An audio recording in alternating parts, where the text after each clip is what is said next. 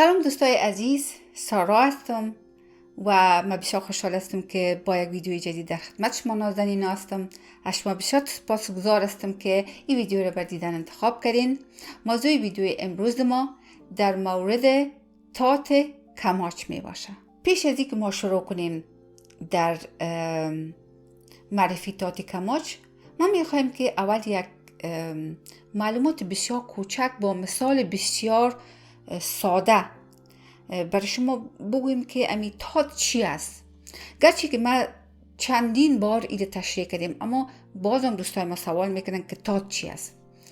دوستای عزیز، اگر یک کسی برای ما بیاره یک موتر کلان از امی ترک ها بیاره، مثلا کاغذ بیاره، کاغذهای رنگه بیاره با رنگهای مختلف، پر از موتر پر باشه، برای ما کاغذ بیاره. من چه امی A4 که از کاغذ مثلا بیاره برای ما، بگوی اینه میاره بگیرین شما صورت بندی کنین، منظمش کنین، ترتیبش بتین در یک جای بانین که ما دوباره ایره بیافیم، یعنی اینا رو منظم بسازین. چی میکنیم ما به خاطر آسانی کار خود مثلا اینا را بخش بندی میکنیم. چی رقم؟ یعنی مثلا رنگ آبی و لاجوردی و فیروزه‌ای رو مثلا در یک قسمت میمانیم، در یک قسمت الماری میمانیم. اینا میمانیم که این بخش نامش مثلا میمانیم که بخش کاغذهای آبی، مثلا رنگای مثلا سرخ و گلابی و ارغوانی و اینا رو یک جای میمانیم. اینا رو میگیم که این بخش مثلا بخش کاغذهای سرخ است. مثلا یک بخش دیگر تهیه میکنیم که رنگای مثلا لیمویی، زرد و کریمی را یک جای میمانیم، میگیم که این بخش رنگای زرد هستند. و مثلا رنگ سبز و پسته‌ای و مثلا زمردی اینا رو یک جای میمونیم در یک قسمت الماری، یا رو جا به جای میکنیم و اینا رو میگیم که این بخش رنگای سبز ما هستن. یعنی ما هر کدام بخش بندی میکنیم، طبقه بندی میکنیم. به خاطر چی؟ به خاطر اینکه ما دوباره اونا رو با آسانی پیدا کنیم، تشریح و توضیح بدیم، نظم و ترتیب در اونا به وجود بیاریم. همین چیز ما میتونیم که این مثال استفاده کنیم برای موسیقی کلاسیک هندی. در موسیقی کلاسیک هندی اضافه تر از 5000 راگ وجود داره. آل دانشمندای هند آمدن چی کردن؟ گفتن آل این 5000 راگه که مثل 5000 رنگ باشه، ما ایره چی رقم نظم و ترتیب بتیم که ما برای استودنت های ما درس بتیم، ما تشریح کنیم، یعنی منظم شود چیز. اینا چی کردن؟ از این 5000 راگه اینا در 10 تا قسمت اینا طبقه بندی کردن، یعنی صورت بندی کردن که تات بلاول یک نامش ماندن، دیگه تات کلیان ماندن، تات کماچ ماندن، تات کافی و تات آساوری و بهروی و تودی و پروی و مروه و بهرو. البته در صورت بندی راگ ها به اساس رنگشان اینا صورت بندی نشدن. راگ ها به اساس نوت هایشان صورت بندی شدن، یعنی در این راگ ها مثلا راگ هایی که هیچ نوت کومل فلت ندارن، اونا مربوط تات بلاول هستن. یعنی هر کدام از اینا را به اساس نوت هایشان طبقه بندی کردن و منظم ساختن که اینمی تات از دوستای عزیز به نام تات یاد میشه. و امروز ما تات کماچ میخوانیم. در تات کماچ هم بسیار زیاد راگا وجود داره، یعنی بسیار زیاد راگا هستن چون کومل و فلت است که ما امروز سرش کار میکنیم و آکوردایش میبینیم که کدام آکوردا در این تات وجود داره. البته دوستای عزیز بعضی ها آکورد میگن، بعضی ها کورد میگن. دوستای عزیز کورد که هست در زبان انگلیسی کورد میگن و آکورد که هست در بعضی مملکت ها آکورد میگن و شما هر کدامش که انتخاب میکنین. من نام بین المللیش استفاده میکنم که کورد میگم، ولی آکورد ما خود ما اینجا که درس میخوانیم به زبانی که ما میخوانیم آکورد میگن، اما ما نام اصطلاح بین المللیش استفاده میکنیم که کورد به نام کورد یاد میشه. ما چند لحظه بعد کوردایشان میبینیم و بعد از او ما چند راگ دمی تات با سرش کار میکنیم.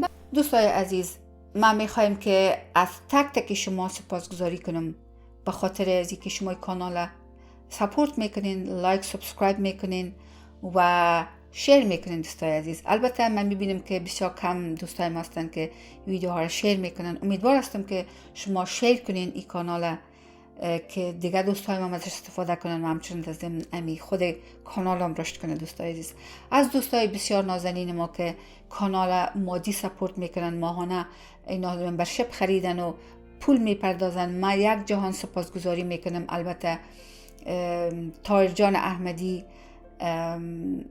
جاوید یورش، مرسل جان قادری و فیروزه جان نبیزاده، اینا بسیار لطف میکنن که اینا کانال سپورت میکنن. دوستای عزیز، این یک کار دست جمعی است. بیاین که کلی ما کمک کنیم دوستای عزیز، تا که امی یک کار هنری است، یک کار کلتوری است که ما شما یک جای دست به دست هم بدیم که ما بتونیم پایدار کار کنیم و دوامدار کار کنیم. با امید از که شما این موضوع را درک کنین و بفهمین. دوستای عزیز، میریم ادامه میتیم در قسمت شناخت آکوردهای تات کماچ و باز اموتر شما را به خدا میسپاریم تا ویدیوی بعدی.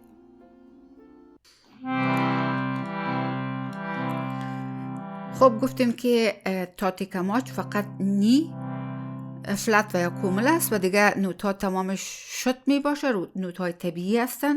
گفتیم که در موسیقی اروپایی به نام میکسولیدیان سکیل یاد میشه و یا میکسولیدیش امی سکیل به نام میکسولیدیش سکیل یاد میکنن. تات تنها آرو داره، افرو نداره. یعنی در تات میتونیم تنها بگوییم سری گما پا دانی سا.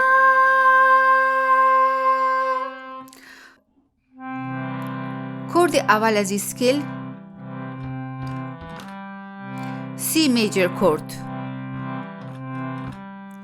کورد دومش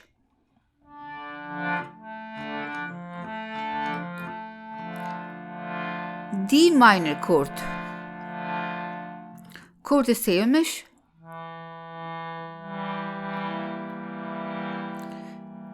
ای دیمینشت. ای دیمینش کورد دوستای عزیز که باز شما وقتی که در قسمت از که دیمینش کورد چی رقم کورد است اگر نمیشناسین، ما لینک ویدیو در بالا میگذاریم در قسمت شناخت کوردها. شما اینا را کوشش کنین که ببینین اگر علاقه مندی داشتین. کورد دیگهش F میجر کورد.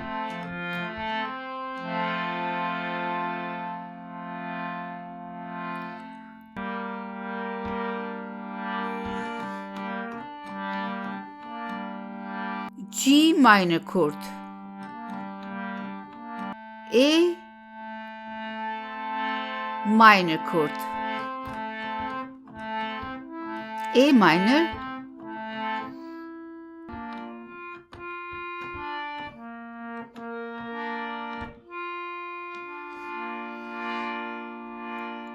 B flat major chord.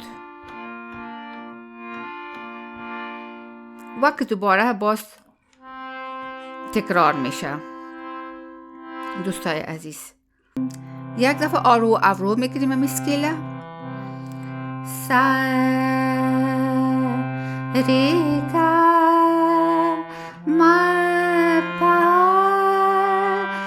دانی سا سا نی دا پا ما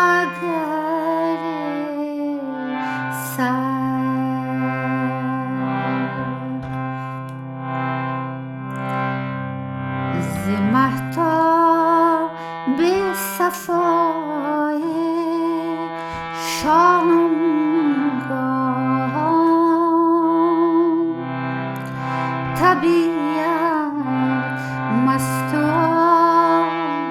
لمبود شد